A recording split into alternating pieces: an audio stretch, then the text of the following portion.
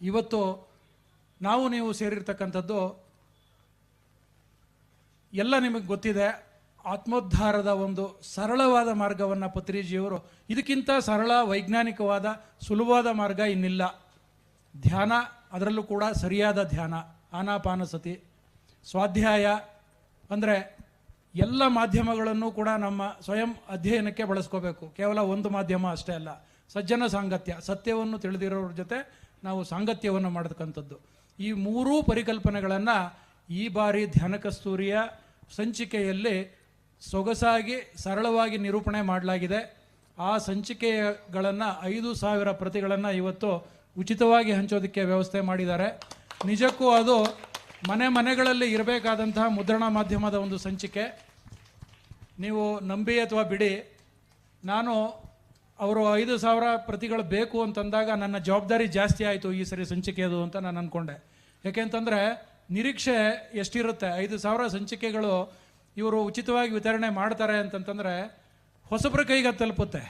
ಹಾಗಾದ್ರೆ ನಾವು ಅದನ್ನು ಏನನ್ನು ಅವ್ರಿಗೆ ತಿಳಿಸ್ಕೊಡ್ಬೇಕು ಅಂಥೇಳಿ ಇಡೀ ಸಂಚಿಕೆಯನ್ನು ತಪಸ್ಸಿನ ರೀತಿಯಲ್ಲಿ ನಮ್ಮ ತಂಡದ ಜೊತೆಗೆ ನಮ್ಮ ಪ್ರಧಾನ ಲೇಖಕರಾದಂಥ ಡಾಕ್ಟರ್ ಗೋವಿಂದರಾಜು ಅವರು, ನಮ್ಮ ಸಹ ಸಂಪಾದಕರು ಉಪಸಂಪಾದಕರಾದಂತಹ ಲಲಿತಾ ನಾರಾಯಣ್ ಕಂದಗಲ್, ಮತ್ತು ನಮ್ಮ ವಿನ್ಯಾಸಗಾರರು ಮಧ್ಯರಾತ್ರಿ ತನಕನೂ ಎಲ್ರಿಗೂ ಕೂಡ ಕಾಡಿಸಿ ಅದನ್ನು ರೂಪಿಸಿ ಸಕಾಲದಲ್ಲಿ ತಂದಿರೋವಂಥ ಒಂದು ಆತ್ಮತೃಪ್ತಿ ನನಗಿದೆ. ಇದನ್ನು ನಿಮ್ಮ ಜೊತೆ ಹಂಚ್ಕೋಬೇಕು ಅಂತಿತ್ತು.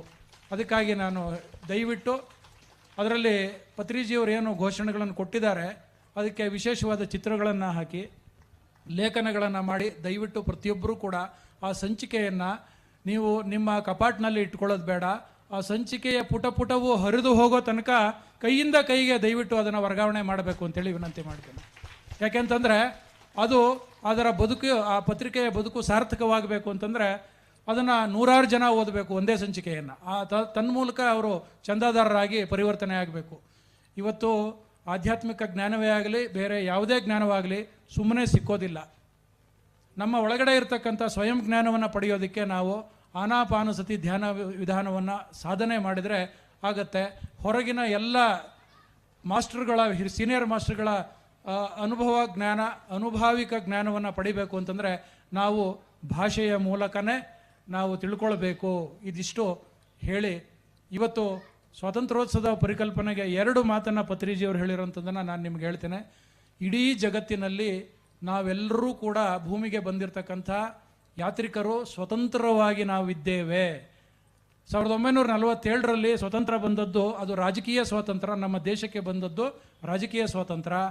ಆದರೆ ನಾವು ಒಬ್ಬ ಮನುಷ್ಯರಾಗಿ ಆತ್ಮಸ್ವರೂಪಿಗಳಾಗಿ ಹುಟ್ಟಿನ ಮುಂಚೆಯೂ ಕೂಡ ಸ್ವತಂತ್ರರು, ಹುಟ್ಟುವಾಗಲೂ ಕೂಡ ಸ್ವತಂತ್ರರು, ಹುಟ್ಟಿದ ನಂತರ ಈ ಸಮಾಜದಲ್ಲಿ ಸ್ವತಂತ್ರವಾಗಿ ಬದುಕ್ತಾ ಇದ್ದೇವೆ. ಅವಲಂಬನೆ ಅನ್ನೋದು ಇಲ್ಲ.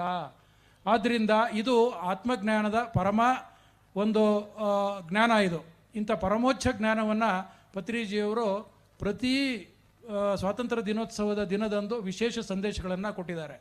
ಆ ಎಲ್ಲ ಸಂದೇಶಗಳನ್ನು ಸಾರ ಸಂಗ್ರಹ ಮಾಡಿ ಮುಂದಿನ ಸಂಚಿಕೆಯಲ್ಲಿ ಪ್ರಕಟಣೆ ಮಾಡ್ತಾ ಇದ್ದೇವೆ. ದಯವಿಟ್ಟು ನಿಮ್ಮ ಧ್ಯಾನ ಕಸ್ತೂರಿಯನ್ನು ಸಂಗ್ರಹಿಸಿ ಇಟ್ಕೊಳ್ಳಿ. Thank you very much sir.